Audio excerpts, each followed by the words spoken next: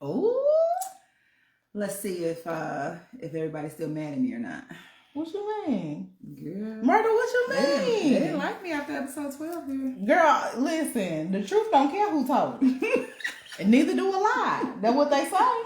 That's what they say. Huh? All I can do is tell my truth. All you can do is tell your truth, and that's all you can do. Mm-hmm. Girl, listen, this is how I feel. Mm-hmm. And I can be dead wrong. Girl, I feel like this storyline is heating up. Girl, it's more juice in this storyline than girl OJ's whole career. Girl, this storyline got more juice. Huh? Rest in peace, OJ. This storyline got more juice than his career. Right. To the point that best friends are starting to go and get their books from the website. Like, well, girl, listen, these book bundles is flying off the shelf, ain't they? Ain't they? But at any route. Well, listen, either way it go, what you title today's episode? So you're having my baby. Hey! Listen, so you having my baby. And it means so much to me. Hey, I like it. More precious. Hey! Love it. Mm-hmm. So, when we left off, we were telling the best friends about how you were starting your State Farm agency. We did. How you were working to get your contract, which you did get. But in the midst of it, how difficult it was and how stressful it was and how it kind of took a toll on our marriage. And unbeknownst to you is when I started to be unfaithful. Right. I did not know any of this. I didn't know any of this. And yes, that's where we left off yesterday. I seen also that you had dug up some pictures. Well, just a couple, 2, 3. You had dug up some pictures, and I said, "Ooh, girl, look at Myrtle." And it was interesting because telling the story is one thing. Looking back, the better part of 15, 18 years, something like that, is another thing. But it's interesting to see how innocent and young we look versus now and what we didn't know. Right. Yeah. But I will say, I think that over those years, we have aged gracefully. I hope so. I hope so. I hope so. In my humble opinion. I hope so. So you said, so you're right. We got the contract, which really essentially meant that, unless we did something completely like off the wall, corporate wouldn't bother us, State Farm wouldn't bother us. We would be able to operate our business as we wanted to and be perfectly fine. Correct. So that was that guaranteed income. Nothing's guaranteed, but you get what I'm saying. Like it was that guaranteed income that we were working so hard that 12 months to get. Yes. And we got it. Yep. And I remember coming to you at that point in our lives saying, look, we've relocated, we got another house, we're married now, the business is stable, let's add to this 4-bedroom house. Yes, it's time to put some more little people or another little person. Yeah. It's time to put another little person in one of these bedrooms. Yep. So I said, I really I want to have kids, and I want you to carry. Mm-hmm. Do you remember what our original plan was? Yeah, for me. What was it? The original plan was for me to carry. Well, it was for me to have a baby first, and then for you to have a baby. Right, and we were gonna use the same donor. We were gonna use the same donor, so that they could be, for real siblings. Yeah. Mm-hmm. So we went into it with that mindset. What happened? Well, unfortunately, that was the mindset that we went into. And I went into it, I had always dreamed of, like I was telling the best friends in the last episode, marriage was never one of my dreams as a little girl, but having a daughter was always one of my dreams. Like I always said that I wanted a little girl, and that's what I wanted. So it was always a dream of mine to have a baby. Yeah. So we tried, and I tried, and I was not successful.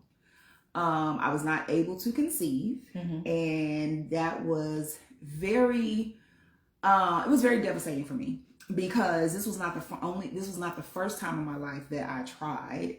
And I was just thinking, well, maybe it just wasn't the right time or what have you, but it just was not in the cards for me. Right. Yeah. So that was a hard blow for us. It was. I know emotionally, that probably took a toll on you and you went through a lot. Mm-hmm. And so I remember that season, and I remember looking you in the eye, and I remember saying, don't worry, babe. I know you're upset that you can't carry the baby, but I was just like, I'll try. Mm-hmm. I was like, I love you. I'll try. Mm-hmm. And so not long after, we started my journey. Yes. I don't remember how we came up with our fertility doctor. Do you? I don't remember how we came across her. I'm so glad that we did. Yeah. But I don't recall. I remember doing research and stuff, but it wasn't like we had friends that used her or anything like that. We referred her to people since. Yes.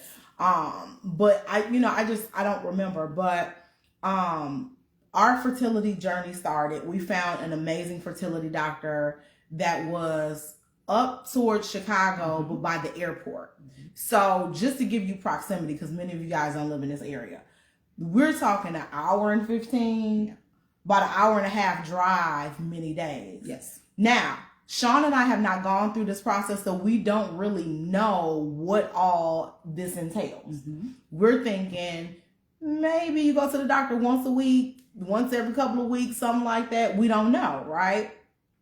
So you start your journey. They have to do a lot of different tests to make sure you're able to conceive, that there's no issues. Initially, they found out that I had polyps. Yes. Remember, that was the first thing. They found out that I had polyps. Mm-hmm. So the doctor was like, oh, that's a quick little outpatient procedure. I'm going to go in, I'm going to remove the polyps, and then you should be able to heal, and we'll reevaluate. Mm-hmm.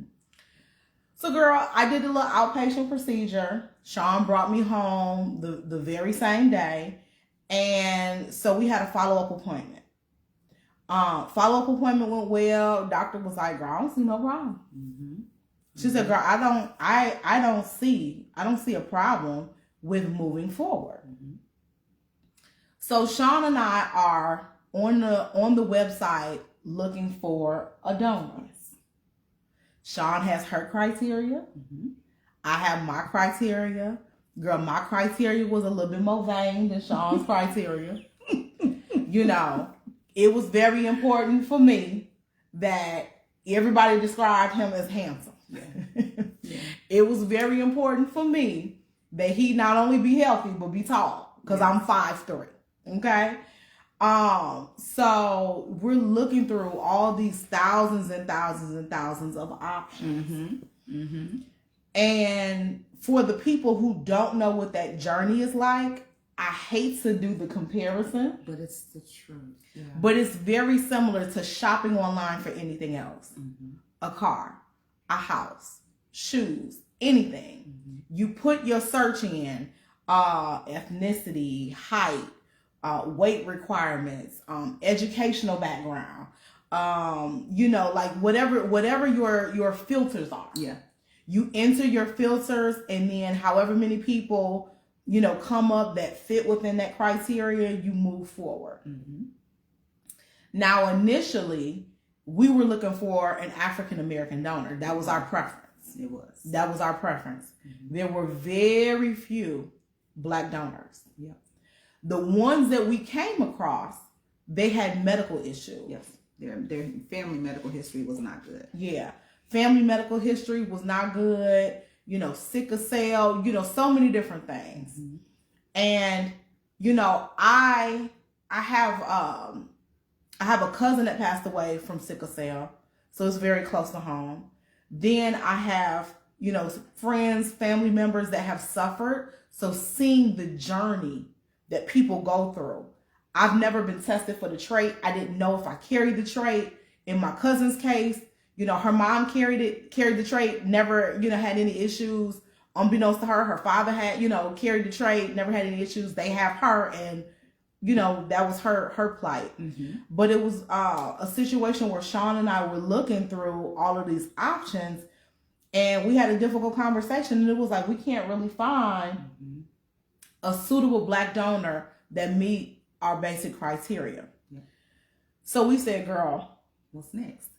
What's the next closest culture? Okay, girl. Yeah. Who's next in line? Okay. Right. So, girl, we went over there to the cousin's party. We went over there to the cousin's party, and I said, girl, let's find us a Mexican donor. Yep. And baby, we typed in that search criteria, and overwhelmingly, we had about 5 options that were strong. And my spirit was being drawn to one. And so, you know, we selected him. And the rest is history. Did you want to The rest is history. So if anybody has, because I know sometimes we get this question about who carried the kids. Some people ask, where's the kid's father and all these things. So just so that you know, we did it through fertility. We did it through IUI. We did not have to go as far as IVF, which is where, you know, you have to have it surgically implanted and all of that. So after we found our donor, everything had to be timed down to a science. Yes. Like, everything had to be timed perfectly. So once Candy had to have her outpatient procedure, the doctor said we are good to go. They started giving her these fertility medications to start preparing her body and getting everything going. And it was like she had to keep going. Like, wasn't it like every other day that they had to keep checking to see when everything was where it should be? Do you remember the night that you were supposed to give me the shot and Walgreens messed up? Yes. So best friends, let me tell y'all this. So the doctor, so we use fertility medication. We use Clomid. It's called Clomid. We use Clomid. That doesn't necessarily increase your chance. Well, does it increase? So it doesn't really necessarily increase. Well, it kind of does. Let me put it that way. That's why they say that the chance of having multiples is strong when you use fertility medications, because what it does is it basically helps your eggs to get more right. I don't even know the right terminology, but it makes them start to grow, which is what you need to have happen in order for the whole baby making process to take place. And it makes it happen where a lot of times it's more than just one. Right. Exactly. So the chances are higher because you are working with more than just one egg at a time for the most part. Exactly. So this particular day, the doctor's office calls, right? Girl, Chaun and I and the nurse was like this. Girl. So she calls, we all on the first name basis, and she's like, okay, Candy and Chaun, we're calling in this medication. Chaun, you got to give Candy this shot. You got to give it to her at this specific window of time, because tomorrow morning when we see you in the office, it's going to do X, Y, and Z, right? So they tell us you got to go to Walgreens, pick up the prescription, all this. So the shot, obviously you guys know when you get a shot, they're going to give you the syringe, but then you also get the vial of medication. They give me the vial of medication. There's no syringe. There's no syringe in the thing, right? So it ain't like you can just go in the store and just buy needles. Girl, you can't just walk up in Walmart and get you a pack of needles. I don't know what Walmart you shop at. Right. So I get home by this time, because we've been in the office all day. We've gotten off the road. You know, we get to Walgreens. I get home, and you know, Walgreens is closed, but I've showered, and now Chaun is literally preparing to give me the shot. Open the bag. Then they gave us the medication and gave us no needle. So I'm screaming. We're in this window of time, right? So I go up to the Walgreens by the house. They closed. Drive across town, and the man was like, you know, this is when all the pharmacies really started cracking down on, like, girl, no, we got to do stuff by the book, because girl, I could lose my license. Now, drive across town. I'm telling the man what happened. You know, we went to the other Walgreens. Here's the bag. Here's the medication. It's very simple. My doctor called it in. You know, this, that, and the third. Girl, that man let me talk, and he looked and said, "Ma'am, I'm sorry. I can't do anything about it." I said, "What?" He getting ready to put the gate down because they finna close. "Ma'am, I'm sorry. I can't do anything about it." Who can't do nothing about it? I said, Who can't do nothing about it? We going in tomorrow for insemination. What do you mean you can't do anything about it? I start hooping, hollering, and crying. Listen, if you know me, you know I don't cry. I don't cry. Right. You understand what I'm saying? I don't cry. Long story short, girl, the man put the needle on the thing and said, now if you take it, he said, I'm finna go in the back. Now if you take it, that's between you and your God. Mm-hmm. Girl, that man put that thing on the counter and walked off. He could not take no more of me. Long story short, I get back home. Chaun gives me the shot, and the rest is history. Mm-hmm. We literally go in the next day for insemination. Mm-hmm. So the doctor says, we got, because they overnight everything. Yes, that's why I said everything was timed down to a science. They was like, you need to get your order in for your specimen. It has What's to be the specimen, Chaun? You know the man juice. Yes. You have to get the man juice here. It's got to be in the office. It's got to be here at a certain time. Da da da da. So we had to go on the site. We had to order it. It had to get there. And like everything had to be timed perfectly. Yes. There was no margin for error. Girl, that shipping was impeccable. Crazy. They shipped everything on ice. Mm-hmm. It comes from our sperm bank, California. Mm-hmm. Came here to Illinois. So they're doing all of this stuff inside of the office, prepping me. Mm-hmm. And so the nurse that we had grown really close to said, we have to put everything under the microscope. Mm-hmm. Would you like to see us wake the specimen up? I said, girl, what you gonna do? Tap it? What you gonna? And so in my mind, I'm like, girl, if it came on ice, she's froze.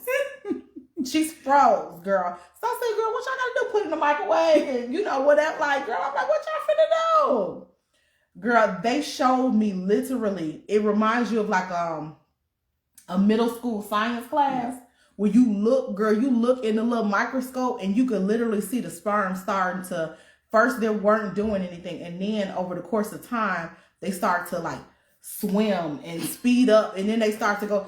And so I could see the doctor come in and then the nurse looking, and they were like, oh, this is a really good specimen. Like they was getting excited. And I was like, well, girl, let's go. Like, what's that? So then we're in the room. So then we go back in the room and they're like, okay, we got to prep you. Mm-hmm. Now keep in mind, best friends, at this point in my life, I had never been in the hospital. Outside of just having a common cold or like, breaking a finger when I play basketball and stuff like that, I had never really had anything that happened. But I'm a little scared a little bit. You see what I'm saying? Because I don't know what's going to happen. Is it going to hurt? Is it going to, whatever. I don't really know what to expect. But Chaun was there. Mm-hmm. And they telling Chaun, it helps. Remember that? Mm-hmm. They said, it helps if you get her going. I said, what? Girl, they said it helped. They said because we have to put the catheter in. I said, a catheter? I said, like on the incontinence a commercial? They said, yeah, how you think we going? I said, girl, I don't know. I thought y'all was going to put a turkey baster. No, girl, I thought, not a turkey baster, but girl, I thought y'all was going to put a toy. I said, girl, I deal with women. I'm very familiar with all the toys and things. I thought y'all was going to do a Lilo or something like that. None of that. Shout out to the good people down there. So then, they tell Chaun, like, girl, like, we give y'all a few minutes. Just get us started. Then we're coming. So then the lady come in and she inserts the catheter. Mm-hmm. She got the stuff warmed up, girl. They done did everything with the little petri dish. Mm-hmm. And she gets the stuff warmed up. Long story short, they do the insemination.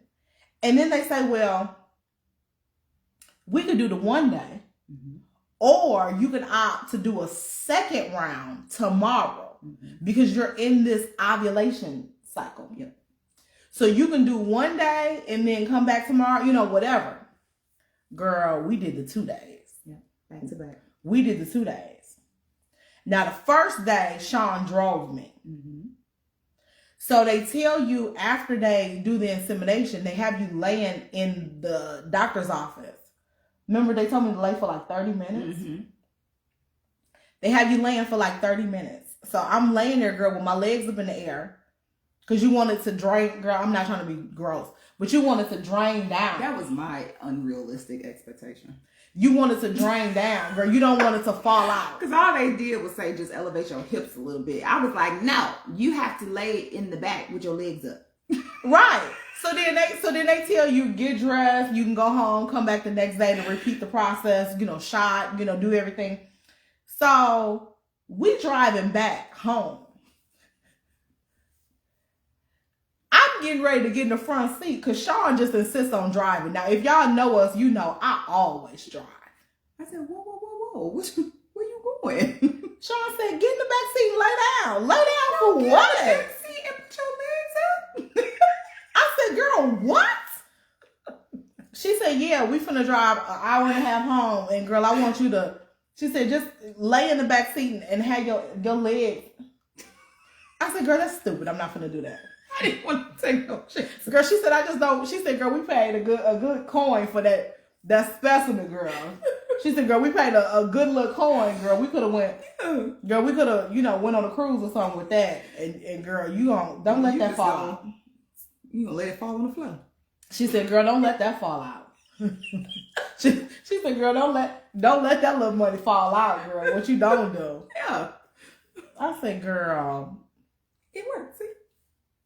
So my theory, best friends, is I feel like, because y'all seen Kennedy's viral video about the fraternal versus identical twins.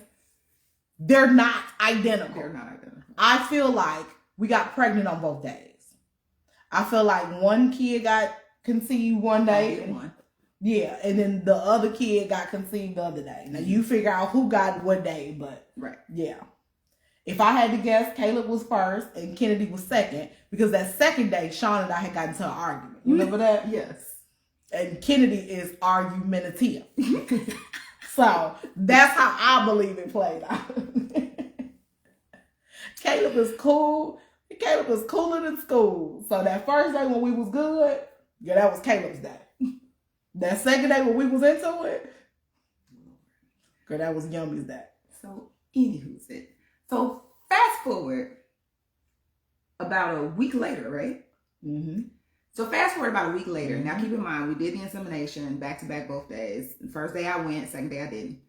About a week later, I had already planned this trip because this was right before Candy's 30th birthday. Mm-hmm. I had planned a trip to go to Miami. Yeah. I was taking her to Miami for her birthday. Yeah. So, a week later, now they tell you, don't test. Don't get too excited. Mm-hmm. They sure do. Just come back. I think they said come back in 2 to 3 weeks or whatever time frame it was, and then we'll test you. We'll do a blood test to see if you're pregnant or not. But they said don't trip and don't get excited because the medicine makes you feel like you're pregnant. Gives you all the pregnancy symptoms. And I even told Candy, based off of my experience when I had tried, I could have sworn I was pregnant and I was not. So I told her, I said, babe, don't get too excited. I understand what you're going through. I said, but let's just kind of level our expectations. Mm-hmm. So the following week, we get on a plane. We go to Miami for her 30th birthday. We have a good time. But in the midst of it, Candy kept saying, what to me? I said, my body feels completely different. I said, my body, every part of my body feels completely different. I'm pregnant. I said, Candy, it's been a week. I know, but everything feels foreign. Food tastes different. Everything just, girl, I know what the people said. I know what the people said, Chaun. I know they said the medication can do that, but girl, this medication should be out of my system. It ain't no way. Girl, I'm pregnant with something. Candy. Okay. So we go to Miami and I'm just being supportive. I'm like, okay. So we go to Miami. She does not drink. She's like, I'm not drinking because I'm pregnant. Yeah. Candy. Okay. Yeah. Whatever. I'm going to go along with what you're saying. All right. So we enjoy ourselves. We spend the time in Miami. We do it up for her birthday. Don't skip past Miami. Now keep in mind, I am a huge LeBron James fan. I love LeBron. Mm-hmm. This is when LeBron was playing for the Heat. Yes. Him, D-Wade, Chris Bosh. This is when the team was together. Mm-hmm. So Chaun gets darn near floor seats at the Miami Heat game. So we at the game. it's all kind of rich Caucasian friends that we ain't never met before that's just loving on us and wanting to send drinks over just because, girl, we over here in the area, girl. We over here where the people hang out, girl. So they asking us, well, who are you? What you know, whatever. So people are trying to send drinks and I'm steadily like, no, girl, I can't. Mm-hmm. Girl, I don't know you and you don't know me, but I can't. Mm-hmm. I can't.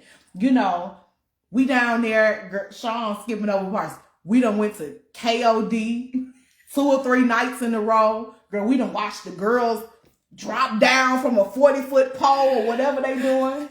Girl, we are living it up. We're going to the best restaurants. It's just the 2 of us. Girl, we're living it up. We had a good time. When I say she showed me a good time for my birthday, we're living it up.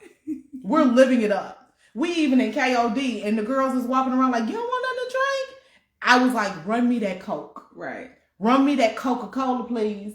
Girl, they trying to dance all up on her. She like, whoa. I was like, sis, I'm pregnant. I know I don't look like I'm with child, but I'm with child. Okay. And I kept telling Chaun, and I know this sounds a little graphic, so I'm sorry, best friends, but I was like, my boobs hurt so bad. I was like, they just feel like, I was like, they're already massive. But I was like, I told Chaun, I was like, they're like side effects. I told her, I said, they're like spilling out of my bra. Like, I can't even, like, I'm like, come on. Like, I'm telling Chaun, like, girl, I am carrying something. I said, okay, Candy. So we enjoy our time in Miami. We come back. At this point, it's like, it's still a few days before we're supposed to go to the doctor. This one can't wait no more. She's like, I don't care what you're saying. I don't care what them doctors said. Mm-hmm. So didn't you go to the store and get a pregnancy test? Yes. By yourself? No. Remember, so we get off the flight. We get off the flight from Miami. We're living in this house. We had even back then, because we still got one now. We had a grass company that once a week would cut the grass for us. You remember they hit the thing? Mm-hmm. So I'm driving down the expressway. The grass company is calling. I'm looking at Chaun like, girl, we paid them. Why are they calling? So I was like, do this man need this little $45 or what? Like, what are we doing? So he was like, Miss Johnson, there was a little incident at the house. I just wanted to call and tell you that one of our guys was on the riding lawnmower and hit your... The spigot is what they call it, or whatever. Right. The little spigot, the little water spout. So that's the little thing that allows you to turn the water on and off that you hook your little water hose up to. Girl, they done ran it over. Water is gushing everywhere. But he trying to downplay the situation, and I can't see it. Chaun can't see it because we were in the car driving back from the airport. Girl, I'm steady telling Chaun, girl, I don't care. I am pregnant. Okay? We don't know if the house is underwater. Now, keep in mind, the house is right off of a pond. Mm-hmm. So I'm like, girl, we don't even know how much water, if it's a tablespoon of water, or girl, if it is a baptismal pool. We don't know what's going on in the yard. I told Chaun, I said, well, tell them to figure it out. Because we finna go by Walgreens. I'm sorry. I said, tell them to figure it out because we finna go by Walgreens. And Chaun was like, what? She was like, we need to see what's going on. And I was like, well, it ain't nothing we could do. I can't stop the water from flowing and neither can you. I said, so let's go by Walgreens. We go by Walgreens. We got a 3-pack. Because remember, I had that extra test, the last. For a long time. For the longest. Mm-hmm.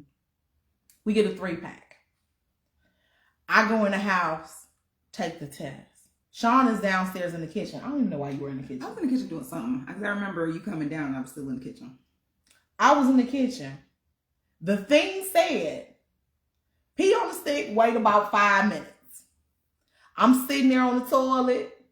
I'm trying to do everything short of look at this thing. Because, 5 seconds is forever when you're waiting on something to say yes or no. Mm-hmm. So, girl, before I could gather myself and go to my next thought, the thing done lit up. Bling! I get myself together, wash my hands. I go downstairs and I tell Chaun, I told you. She was like, I told you it was something to this thing. I told you it was something to this thing. I said, at one point in your life, are you going to start listening to me?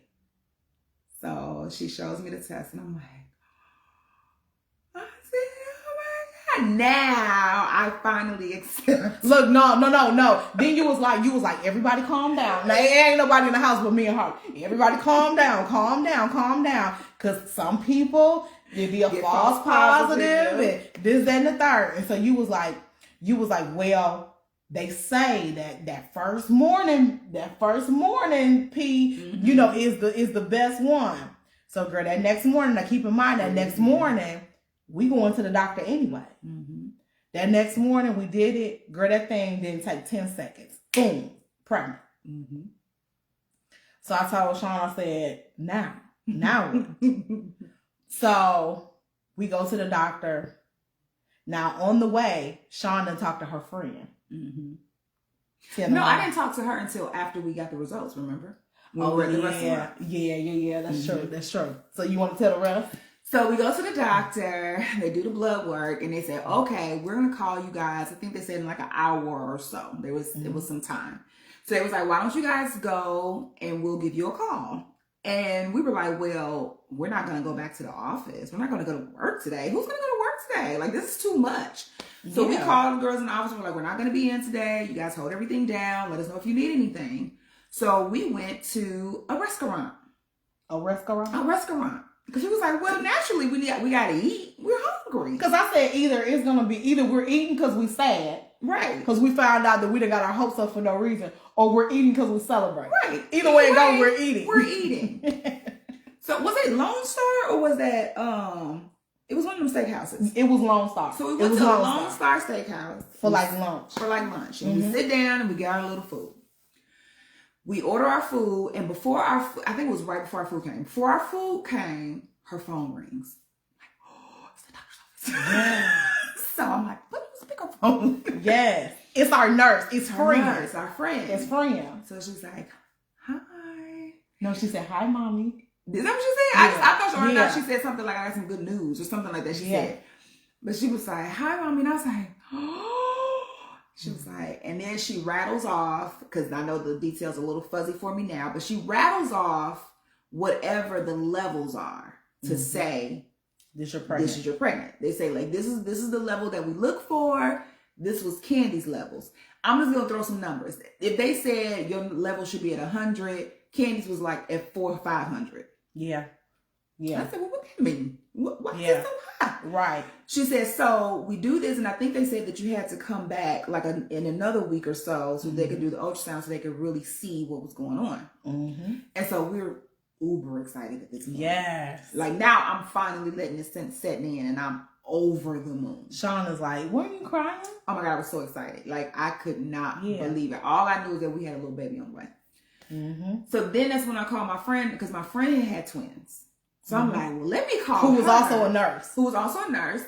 And so I called her because I knew that she had twins. She had went through the same process. Hers was a little bit more involved than ours, but she had went through the same process. And when the nurse called us and told us the levels, she said, I just want to let you know. She said, I don't want you to get too excited, but usually levels like this is an indication that it could be multiples, but we won't know until we do an ultrasound. Right. Okay. Now, pause for just a second. Now, you telling me multiples. Now, between both sides of my family, Candy and Caleb are like the 8th or 9th set of twins. So when I hear multiples, twins is not even in the equation. When I hear multiples, I'm thinking John and Kate plus 8. I'm thinking, quads. I'm thinking something like that. Twins are not multiples. It's very common to me. You see what I'm saying? Okay, go ahead. So I called my friend. I said, hey, guess what? So I tell her the news. She said, well, what was her number? She knew right off the bat. What was her number? She said, her whatever numbers, right. And I said, like I said, if the baseline was 100, I said, Candy was like 400 or 500. She said 400 or 500. I think she said hers was like 2 something. It was. She said, oh, y'all having like quads. She said, oh, y'all having 4. That's a lot. And I was like, come again? She was like, that's almost double what I was. I said, oh. Yeah. Okay. Yeah. And she was like, congratulations. And da-da-da-da. So then we go back for the ultrasound, and that's when we find out we were having the twins. Before that, at the restaurant, Chaun was like, we can't handle 4 kids. I said, girl, 4. Chaun told me with a straight face. Chaun said, we can do 2, maybe 3 if we push it. But she said that 4th one, we got to find somebody close to the family that we trust. I said, 4? I said, Chaun, are you telling me we're giving away our children? Like, are you really? I said, are you serious? I'm looking at Chaun like, she was just like, but if it's a family member, we still see him. See? You almost cut Chaun out. God knew what my heart was. But that's when we got the ultrasound and we saw the 2 little splotches. Because at that point, she was so early on, all you see is 2 little splotches. Like, you don't see no heartbeats, you don't see nothing yet. You just see 2 little splotches. And they said, see, baby A and baby B. Right. Like, oh, okay. Yeah. So we stayed with the fertility doctor until about 6 weeks. She released us after 6 weeks. Right around that 6th week is when everything changed. Right around that 6th week is when everything changed. I started to get sick. Oh my gosh. And I went down fast. I'm talking about, I couldn't take a sip of water without it coming back up. I couldn't pick my head up off the pillow without getting dizzy and nauseous. Eating, you could forget it. I couldn't smell food. I couldn't smell perfume. I couldn't smell cologne. I couldn't smell Febreze. I couldn't smell soap, scented soaps, anything. The smell of anything made me sick. So I ended up going to our doctor that ended up delivering the kids. I ended up going to her very early on. She did everything imaginable to try to keep me from being sick. To the point where probably after the 3rd or 4th visit, she was just like, you may have to just be on bed rest the whole time. Like, she was like, I literally, like, you may just have to ride it out at home. Because she was just like, I've not seen anybody be this nauseous consistently. Every day. It was to the point where, and this was something that wasn't just every now and then, every single day of my pregnancy was like this. Every day. From the minute I woke up to the minute that I went to bed. I would try to sleep as many hours of the day as possible just so I didn't have to be awake. I wouldn't comb my hair. I wouldn't get dressed. I would shower and lay back down. I didn't want to do anything. I didn't even have the energy to do it. Y'all know my teeth are important to me. So I would brush my teeth multiple times, but outside of showering and stuff, I didn't want to go anywhere. I didn't want to see anybody. I didn't want to talk to anybody. It became so mental. And Chaun took immaculate care of me. I would be so sick, like I could literally, like this is the couch downstairs. I could literally, now I would never come all the way down here, and the basement wasn't finished then, but I could be sitting on the couch on the main level and I could literally get sick into like a garbage can or something that was like sitting by me. And I would just look at Chaun and she would like wipe my face and she would clean me up. Like, I'm talking about, this woman never complained. She never complained. But as you're pregnant, you get bigger. Although I wasn't eating, it wasn't nothing but God that kept them kids healthy, because I still to this day don't know how they survived. So as you get further along, you get bigger. So my ability to be able to get around and move and run to the bathroom when I was sick diminished. It was to the point, it was so humbling. It was to the point where I remember asking Chaun, now keep in mind, I was an insurance agent. I have my own business, my own team. Corporate has all these demands on us. I literally, during the whole pregnancy, may have went to the office 3 times, 4 at best. I couldn't make the drive. So I was working from home before anybody was working from home. Y'all didn't even know what work from home was 11 years ago. I invented it. You see what I'm saying? Like we were trying to, shout out to Christina Donald. Hey. Shout out to Christina Donald. That was our #1 person in the office. Chris, I thank you Even, girl, you about to bring me to tears. Even 11 years later, if it wasn't for Chris, we probably wouldn't have ate. Because Chaun had to take care of me, which means we didn't have an office manager. Christina Donald was our number one salesperson. Margie held it down with customer service. But I feel like these two women did everything in that business because not only are they women, they're mothers. They're mothers. They have kids. They knew what we were experiencing. And so we didn't have to question whether things were done. They just did it. The office opened on time. It closed on time. They took lunches. They figured it out. There was a lot of weeks all Chaun could do was just process payroll. I would lay there and cry and I just would beg God for mercy. And it was so many days where, especially toward the middle of my pregnancy, I would tell Chaun, I can't do it anymore. I would say, Chaun, I can't do it anymore. And I remember her picking my face up and looking me in my eye and saying, I love you anyway. If you decide you cannot do it anymore and you want to terminate the pregnancy, I will not judge you. I won't bring it up. I won't throw it in your face. Even up until this point, you gave me something I couldn't give myself, and I love you for it. And I was like, Chaun, I can't do it. I was like, I can't. I said, it's to the point where I'm throwing up acid. My throat burned. I'm like, my hair is coming out by the clumps. I'm like, I can't do it. They can't give me any stronger medicine. It'll harm the kids. I'm like, I can't do it.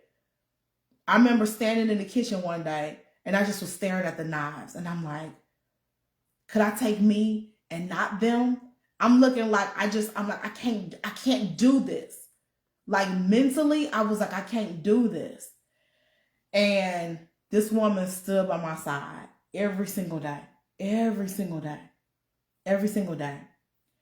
And so we just kept going. We just kept going and kept going and kept going. And one day became 5 became 100. And at some point, came around November 17th, November 18th. Now the due date for the twins was November 20th. That date is special to me because that's my great grandmother's birthday, who's deceased. So for me, it would have been so special to have the twins on her birthday. I go to the doctor. We go to the doctor November 17th, 18th, something like that. Girl, I told the lady, if you would please. Now the doctor's office is connected to the hospital. I said, if you please will go get the scissors and rent a room. We could do this tonight and you can know that on the 20th, you could take some time off. She said, she got so sick of me. She said, Candace, just come on the 19th in the morning. Just come on the 19th. I told Chaun. Because throughout all of it, despite Candy suffering as badly as she did, the twins were so healthy. And she was like, the longer they can stay in there, the better. She was like, they're good. They're flourishing. They're healthy. Their heartbeats are strong. They're gaining weight. They're doing so good. And I'm sure this woman was like, but what about me? Yeah, when I would close my eyes, I would have dreams that I was dying. Then I was sick all day. And then, when you're sick and you're nauseous, even if you're healthy and got good blood pressure, girl, your blood pressure will be elevated because you're sick and you're nauseous. So it was a constant. And then I was back and forth to the emergency room because I was dehydrated. Remember that? It was horrible. It was horrible. It was horrible. Meanwhile, Chaun's still talking to the girl, though. Don't forget that. Don't forget that. Don't get lost in the sauce. Right, remember that. Don't get lost in the sauce. I know y'all feeling feelings as y'all listening to the story. Don't forget this woman. I'm fighting for my life, girl, and for the kids' lives. But meanwhile, she up until the point where she was texting her. She keep that pin there. She was texting her even while I was in the operating room when she was supposed to be scrubbing in. I've moved past most of this. But that's the source for me. I'm just being transparent. Even 11 years later, I'm healed through most of it. But baby, that thing sit on my chest the most. I gotta be transparent about that. Girl. So, so that's how that happened. So my cousin, now keep in mind, my cousin, I told y'all twins run in the family, right? Now my cousin had just had twins the year before Kennedy and Caleb was born. And she said, girl, listen, let me tell you. She said, I'm tiny. She's real tiny, girl. She like a size 2, So she said, girl, I'm tiny. So when they took me back to have my C-section, she said, girl, they asked me, they stick the pin in your back, and then they asked you, can you feel it? She said, girl, I told them, no, I can't feel it. And she said, I could feel it a little bit, but I just, whatever. Told them no.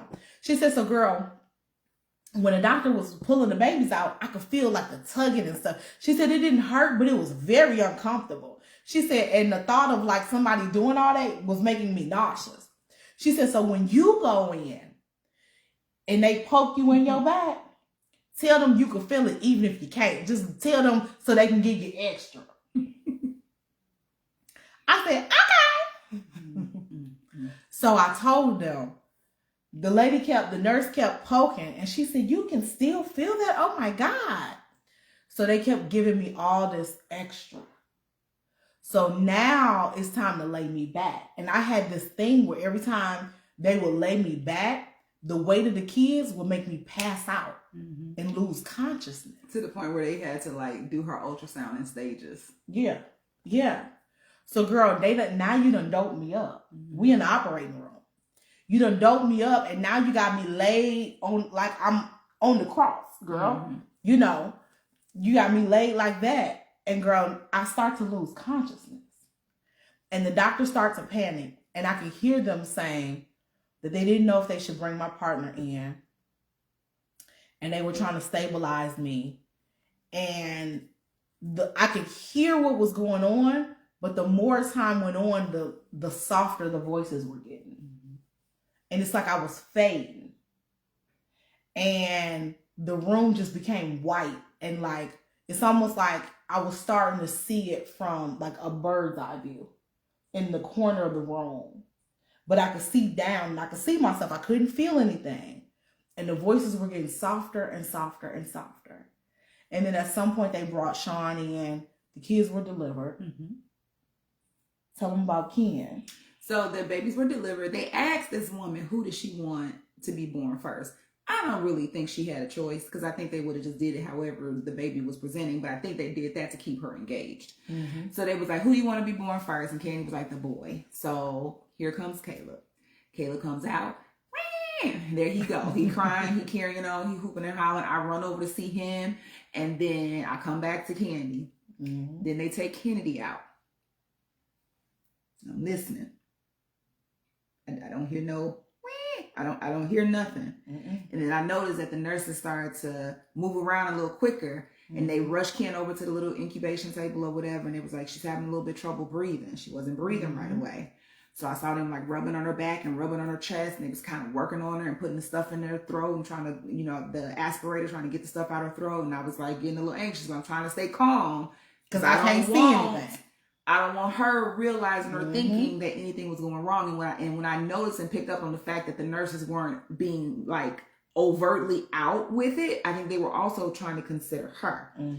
So probably it seemed like 15 minutes, but it was not that long at all. Because they put oxygen on her. They put a little oxygen on her. And then she finally started crying and she was okay. And then they took her out because remember I told you to go with her. Yeah, so they took both of them out. So because I went back to Candy, she was like, no, because after they showed Candy the babies, they showed them to her, and then she was like, go with them, don't leave them, I'll be okay. I was like, are you sure? She was like, yes, go be with the babies. So I went with the babies while they put the little salve on their eyes and did all the things and the blood pressure, did all the workup. I was able to see the nurses do all of this to both babies.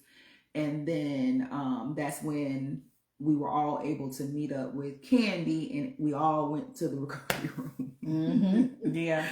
Yeah, but it was really amazing because they each had their own nurse. Mm-hmm. I had my own nurse. Mm-hmm. Then the doctor. Mm-hmm. Then Chaun, because she's in scrubs. She got her mask on, and she, you know, it seemed like a gang of people. It was a whole, you know, caravan of people. Mm-hmm. And so my family, especially around the twins' birthdays, they always talk about like the parade of people that was coming down the hall, and how my grandmother thought Chaun was the doctor.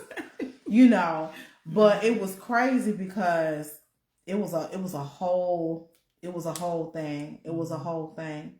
But I remember not knowing what to expect. I remember being afraid, but I remember instantly the minute they came into the world, fight or flight kicked in. I was like, no, them first. Mm-hmm. Take care of them.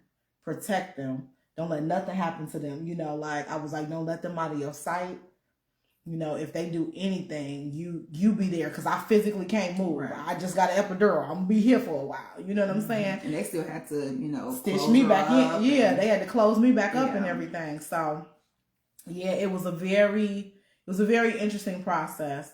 But we decided to give Caleb Chaun's dad's middle name because her father's deceased, and Kennedy, well, they both have two middle names. Yeah. But Kennedy's, one of her middle names is Chaun's middle name, which is Danielle. And the other one is Barbara, which is my granny's name. Mm-hmm. And it's just interesting. Even all these years later, it's just interesting because, you know, we get a lot of people who have mixed feelings about, you know, two women and, you know, kids and everything that we've experienced. And one thing life has taught me is you don't argue with people. Right. The truth is the truth. And I remember the part that we did skip over is I remember being in the shower that day that we came home from Miami. And I remember, no, it was before then. It was before then. It was before insemination. It was before insemination. I remember being in the shower before insemination. And I remember having a conversation with God. That's my prayer closet. And I told God, I said, I don't ask you for much. Mm-hmm. I don't ask you for much. I show up for other people when I need to, or when somebody's in need. I try to do the best I can not to be a burden to others or society or anything like that. I said, but I'm asking you if you will see fit to give Chaun a girl and me a boy. Not only will I praise you forever, I'll raise them to do the same. And they will be the shining examples for the people connected to us who may not even be able to have kids. Mm-hmm. And Candy and Caleb, from that day to this, have done just that. Yeah. They've done just that. Like when y'all see them kids doing stuff, that's not me. Both of them have GPAs 4.34. You know, out of 4.0 scale, they're in accelerated classes, straight A's. That's not me. Caleb played 2 instruments. Baby, that's not me. Kennedy pitch a ball like faster than anybody. Has extreme discipline when it comes to her sports. That's not me. I'm not as good at sports, but what you see, that's not me. Mm-hmm. That's a God thing. We had a little bit of hand in it because we guided. But that's a God thing. People can't tell me. That's why that clip that we of me saying what I said a couple of years ago that kind of went viral. That clip that I said, you can't tell me what God won't do for 2 lesbians. Yeah. I don't argue with truth. You can't argue with truth. Mm-hmm. God has had his hand on us the entire time. And Chaun and I have wavered in how we feel about each other. 1 minute we in, 1 minute we out. We're doing each other wrong. It's, you know, some underlying stuff in every story. But this whole thing from start to finish has been a God thing. It just has. Mm-hmm. We don't deserve any of what we have. God just saw fit. to say yes to us. I don't know why he did, but he said yes to us. You know? So even when we get tired of each other, he still said yes to us. You know, and a lot of times when people be like, girl, y'all done sent each other through it. Why don't y'all go y'all separate ways? Chaun didn't grow up in a 2-parent household, and neither did I. But we don't always agree. But one thing that's consistent is our love and commitment to them kids. We'll do anything for them kids. But that literally was one of the most beautiful times in our lives. Absolutely. Yeah. Yeah. And I just look at them to this day, and I'm just still in awe. I'm still in awe. Yeah. Yeah. It's interesting because you may know the person that you're dating and the person that you even marry. You may know them well, but you don't know them until y'all have children. I've seen things in this woman that I never imagined. I have watched this woman. Now that brings tears to my eyes. I have watched this woman suffer from a migraine and be in so much pain that she's shaking, visibly shaking. And she's thinking, Kennedy has X, Y, and Z for softball. We got to go out of town for this tournament. Or Caleb has X, Y, and Z for piano or saxophone or a chess tournament or whatever. Or she would say, you know, the kids are looking forward to us going on vacation or doing this or doing that. She will push herself to come do a showcase for the business. And she'll be like, we got to do it. I have watched her be sick.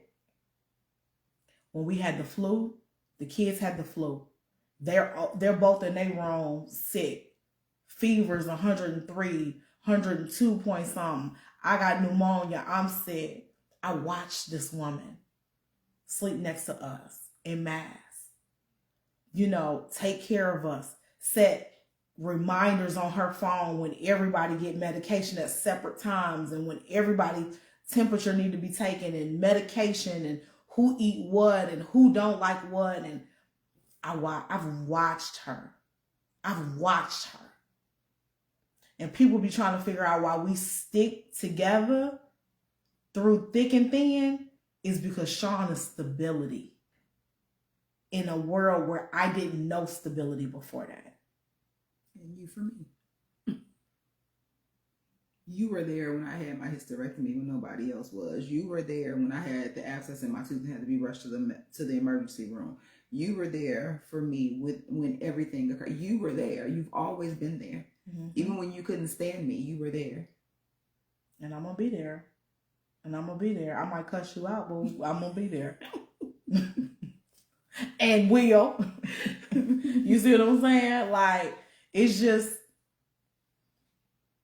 these kids, I'm telling you, it's y'all listen. This is just some of the story. Y'all stay tuned. Don't forget, look, I'm being petty now. Don't forget about the girl. Don't get too high on your own supply. Because we're not going to forget about the girl. You want to tell them the one thing and then we're going to drop them off? So the one thing, and this is crazy too, because this is also retrospect, because Candy didn't know this had occurred either. I didn't know until counseling years later, mind you. So when the kids were born, I took pictures of the babies. I was so excited. We taking you back to the hospital. To the hospital, in the hospital room. Yes. I took pictures of my newborn babies, Candy's newborn babies, because I was so excited about them. And I text them to the young lady and said, look, my babies are here. And she said, oh, congratulations. She's like, look at my little stepkids. Let that sit. Repeat it one more time for the people in the back. She said, they're adorable. Look at them. They're so cute. Congratulations. Look at my little stepkids.